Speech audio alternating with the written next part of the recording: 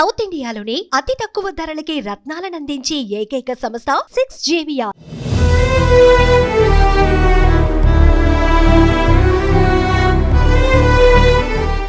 మళ్ళీ మాట్లాడలేనేమో. అహ్మదాబాద్ క్రాష్ అయిన air India విమాన గాల్లోకి ఎగిరే ముందు అక్కతో ఆ ఫ్లైట్ ఎయిర్ హోస్టెస్ మాట్లాడిన చివరి మాటలు. ముందే ప్రమాదాన్ని ఊహించి కాదు, సుదీర్ఘ ప్రయాణంలో మళ్ళీ మాట్లాడే ఛాన్స్ వస్తుందో లేదోనని. కానీ ఆమె చెప్పినట్లుగానే ఇక ఎప్పటికీ మాట్లాడలేదు, ఎప్పటికీ కుటుంబానికి కనిపించదు. ఆమె ఎంతో కష్టపడి తన కలలను సాకారం చేసుకుంది. 19 ఏళ్లకే మంచి కంపెనీలో ఉద్యోగం సంపాదించింది. 22 ఏళ్ల వయసులో కుటుంబానికి ఒక భరోసాగా నిలిచింది. టీనేజ్లోనే ఎయిర్ ఇండియాలో ఉద్యోగం సంపాదించి కుటుంబానికి కొండంత ఆసరగా నిలిచిన అంతలోనే మృత్యువు ఒడిలోకి చేరిపోయింది. ఆమె మరణంతో ఆ కుటుంబం శోకసంద్రంలో మునిగిపోయింది.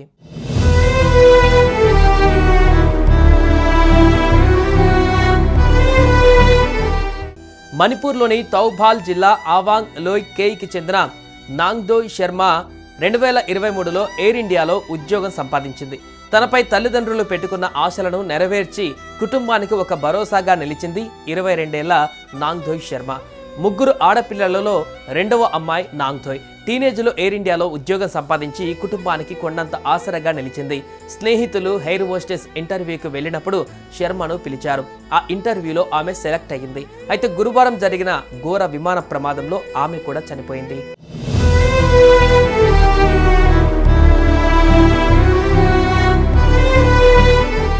పంతొమ్మిదేళ్లకే మంచి కంపెనీలో ఉద్యోగం వచ్చినందుకు ఎంతో సంతోషం ఉండేది.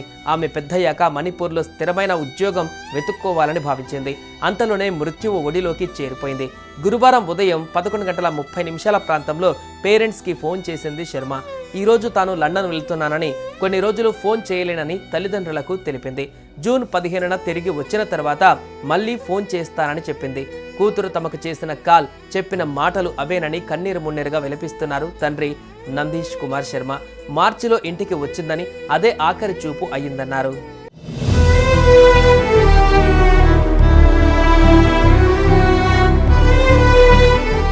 మరో మృతురాలు లామ్నున్తేమ్ సింగ్సన్ కుటుంబం 2023లో జరిగిన జాతి ఘర్షణల కారణంగా ఇంపాల్లోని ఓల్డ్ లంబులేన్లో ఉన్న తమ సర్వస్వాన్ని వదిలేసి వచ్చేసింది.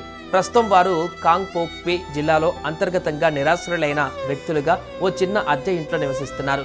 లామ్నున్తేమ్ తండ్రి కొన్నేళ్ల క్రితం మరణించగా ఆమె తల్లి నేమ్నోయిల్ హింగ్ సింగ్సన్ 3 పిల్లలను ఒంటరిగా పెంచారు. లామ్నున్తేమ్ ఆమెకు ఏకైక కుమార్తె. ప్రమాద వార్త తెలిసినప్పటి నుంచి స్థానికులు వారి ఇంటికి చేరుకొని ధైర్యం చెబుతున్నారు. తన కుమార్తె క్షేమంగా ఉందని, ఏదైనా అధికారిక సమాచారం వస్తుందేమోనని తల్లి నేమ్నోయిల్ హింగ్ ఇంకా ఆశతో ఎదురుచూస్తున్నారు. చివరిసారిగా తన తల్లికి ఫోన్ చేసినప్పుడు తాను డ్యూటీ మీద అహ్మదాబాద్ వెళ్తున్నట్లుగా లామ్నున్తేమ్ చెప్పారని కుటుంబ సభ్యులు తెలిపారు.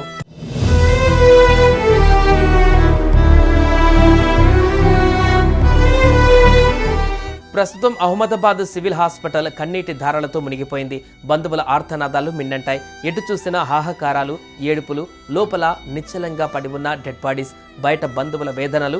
తమ వారి డెడ్ బాడీ ఎక్కడ ఉందో తెలియదు, అసలు గుర్తించారో లేదో కూడా సమాచారం లేదు, ఎప్పుడు అప్పగిస్తారో తెలియదు. ఓవైపు కన్నీళ్లు ఇంకిపోయేలా ఏడుపులు, మరోవైపు తమ వారి డెడ్ బాడీ కోసం ఎదురుచూపులు. అలా హాస్పిటల్ చుట్టుపక్కల అంతా ఏడుపులు, పెడబొబ్బలతో కన్నీటిమయంగా మారింది.